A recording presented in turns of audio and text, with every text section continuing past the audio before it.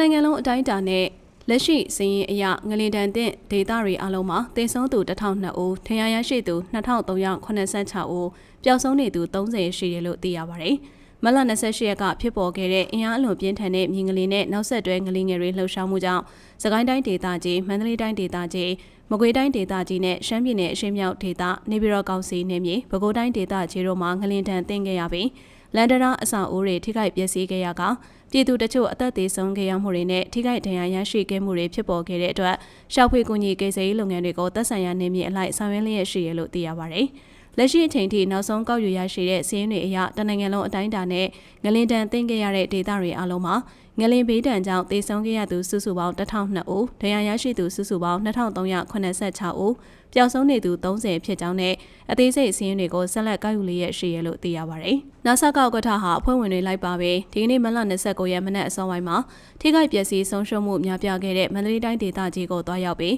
ငလင်တန်ကြောင့်ထိခိုက်ပျက်စီးဆုံးရှုံးခဲ့ရမှုတွေကိုရဟတ်ရင်တွေနဲ့ဥစွာကြည့်ရှုစစ်ဆေးခဲ့တယ်လို့သိရပါတယ်။နာဆာကဥက္ကဋ္ဌဟာနမ်းမြို့ရိုးတလျှောက်ငလင်တန်ကြောင့်ပြိုကျပျက်စီးခဲ့ရမှုအခြေအနေတွေ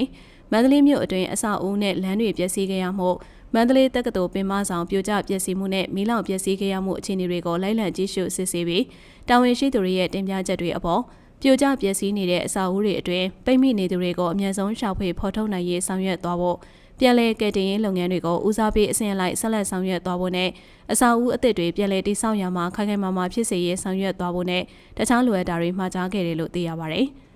အဲ့နောက်နာဆာကဥက္ကဋ္ဌဟာချမ်းမြသာစီမြို့နယ်မှာရှိတဲ့လေးစိတ်အဟောင်းနေရာမှာငလင်တန်ကြောင့်ထိခိုက်ဒဏ်ရာရရှိသူတွေကိုစေကူတာမှုဆောင်ရွက်ပေးနိုင်ရေးအတွက်ယာယီစေယုံနဲ့ကယ်ဆယ်ရေးစခန်းဖွင့်လှစ်ပေးဖို့စီစဉ်ဆောင်ရွက်နေမှုအခြေအနေတွေကိုတွားရောက်ကြည့်ရှုစစ်ဆေးပြီးတာဝန်ရှိသူတွေကိုလိုအပ်တာတွေလမ်းညွှန်မှာကြားခဲ့ကြောင်းနဲ့မန္တလေးမြို့အတွင်းငလင်တန်ကြောင့်ထိခိုက်ပျက်စီးခဲ့ရမှုတွေကိုဆက်လက်ကြည့်ရှုစစ်ဆေးမယ်လို့သိရပါတယ်။